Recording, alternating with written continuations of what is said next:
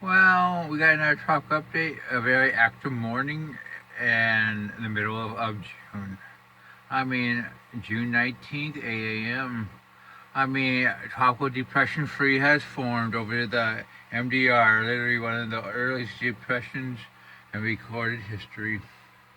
Cloudy final sea has formed. Nice banding. I mean, I wouldn't be surprised if it was slightly stronger. I mean, banding typically, based on the Ducker technique, is something you find in a tropical storm. I could see this thing becoming a tropical storm very quickly. Um, Conditions look weather favorable. You have good outflow in all quadrants. So the next 3 days, I mean, conditions, at least by the end, seen the models, show to be favorable for this thing to potentially become a strong tropical storm, maybe a weak hurricane. The AC and their thinking is it will strengthen into a weak hurricane during the next 3 to 4 days. I mean, but then went into a less favorable environment, which pretty much what they're saying it's gonna run into the tut a little bit, but not big time. Just an increase in shear. Um, but some of the malls do collapse, so there's quite a bit of uncertainty. Its track has a lot to do with the strength of the ridge, in which they're forecast the ridge to weaken a little bit, so it turns west northwestward in 2 to 3 days. And long term, it could turn northwestward, but a lot of models actually do take it to the Caribbean. Um, let's see if they got their track in. Yep, and they actually do take it to the Caribbean. Take the actually south of Puerto Rico. I think this is pretty likely. I mean, let's look at some of the models. Here's the hurricane models, which pretty much a lot of them agree with this idea. There's definitely support for their thinking. The GFS, on the other hand, is on the eastern side, which takes it into Puerto Rico. But I think it's becoming more and more likely that this system actually does go into the Caribbean, actually does head more westward. I mean, because it's possible to become a very powerful hurricane, but it's kind of doubtful.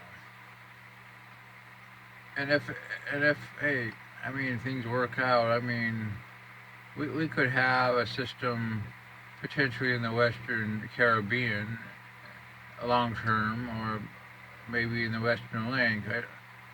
We'll see. We'll see which, but we're not going to speculate. My thinking remains pretty much around 65 to 70 knots. The NHC is going slightly stronger.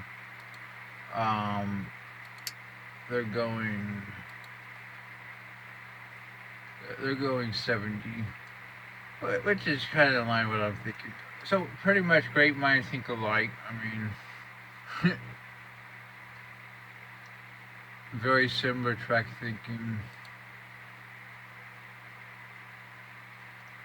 Um, yeah, GFS operational pretty much still wants to take it north of the islands for some reason.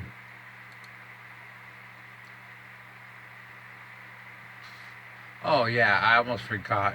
93 hours formed. I mean, it looks awesome too, and chances of it developing are looking better. The AC saying a 30% in the next 2 days, 40% in the next five, and you already see an LSC forming. I mean, I'm gonna say 50 during the next 2 days, 70 during the next five, and there's that fucking train again. I mean, what can I say?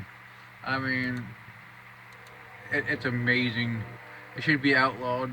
But anyways, it more likely gets affected by the trough, weak curves. But I think it could become a tropical storm too. and in all likelihood, and models do support it becoming a strong tropical storm, even a hurricane.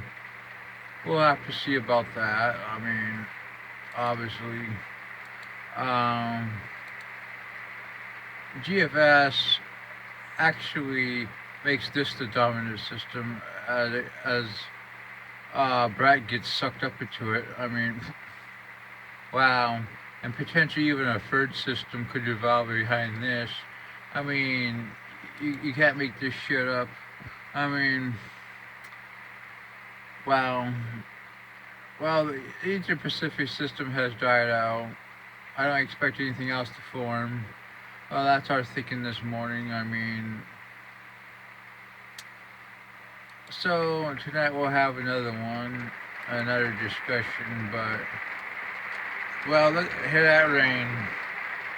Wow. Well, we're gonna end it here.